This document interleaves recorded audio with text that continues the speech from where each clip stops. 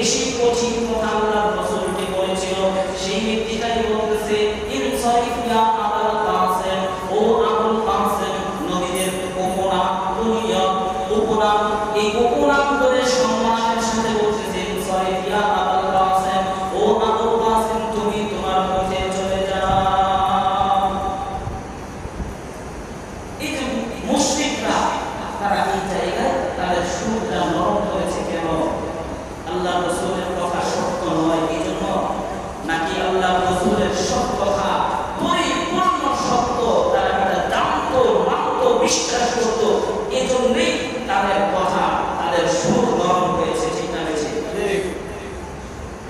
একটা কাফের মুশরিক কট্টর আল্লাহ রাসূলের বিরুদ্ধবাদী এবং মুশরিক বেঈমান আল্লাহ রাসূলের কথাকে অবিশ্বাস করতো না, কিন্তু আজকে আমরা রাসূলের উম্মত হওয়ার পরেও রাসূলের সুন্নাত মানি না। ঠিক আছে, আল্লাহ রাসূলের সুন্নাত মানার ধারে ওরা আল্লাহ রাসূলের সুন্নতকে নিজের মধ্যে কায়েম করব, এটাও আমরা করি না। আমাদের সমাজের মধ্যে, পরিবারের মধ্যে আল্লাহ রাসূলের সুন্নতকে জিন্দা করব, এটাও আমাদের জন্য হয় না। কেন হয় না? বলে আল্লাহ রাসূলের মর্যাদা দিয়ে, তার কথা গুরুত্ব দিয়ে আমাদের মাঝে আলোচনা কম হয়। আমাদের দরকার ছিল আল্লাহ রাসূলের জীবনী আরো বেশি আলোচনা করা, আল্লাহ রাসূলের সুন্নাত নিয়ে আরো বেশি আলোচনা করা। এবার আল্লাহ রাসূল যখন এই জিহাদের কথা বললেন, তারা চুপ হয়ে গেল। আল্লাহ রাসূল চলে গেলেন বাড়িতে। আমর ইবনে আস রাদিয়াল্লাহু আনহু বলতেছেন, আমি আবার দ্বিতীয় দিন আবার সেই মজলিসে আসলাম। মজলিসের মধ্যে বসে তারা আল্লাহ রাসূলের বিরুদ্ধে আলোচনা শুরু করে দিল। আল্লাহ রাসূলকে কিভাবে খাওয়া যায়, আল্লাহ রাসূলকে কিভাবে দুনিয়া থেকে সরানো যায়, হত্যা করা যায়, এবং বিভিন্ন ষড়যন্ত্র কাফের মুশরিকরা করতে লাগলো। এর মধ্যে আল্লাহ রাসূল মসজিদুল হারামের মধ্যে ঢুকলেন।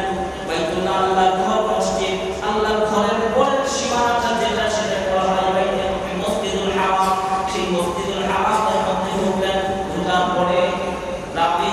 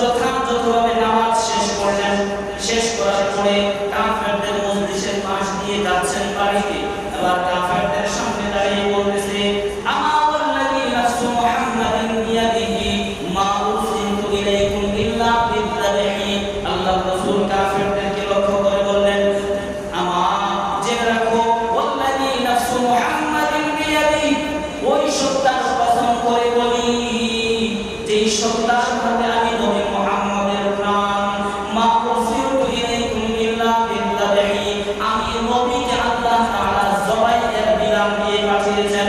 আল্লাহ রাসূল বলেন তিনি হাতটা দিয়ে ইশারা করে বললেন আমি আল্লাহ রাসূলকে আল্লাহ তাআলা জবাইয়ের বিধান দিয়ে পাঠিয়েছেন। যখন আমার আল্লাহকে আদেশ করবে তোমাদের কেউ কিন্তু সেই জবাই থেকে হত্যা থেকে রেহাই পাবে না।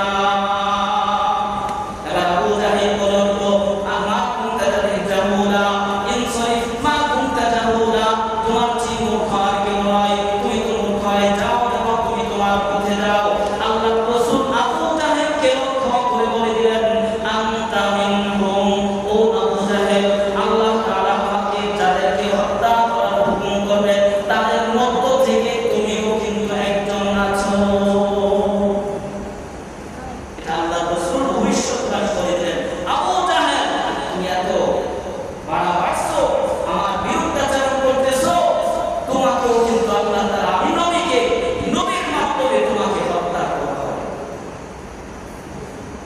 এরপরে চলে গেলেন নবীজি বাড়িতে চলে গেলেন, আবু জাহেল তার মজলিসে চলে গেলেন।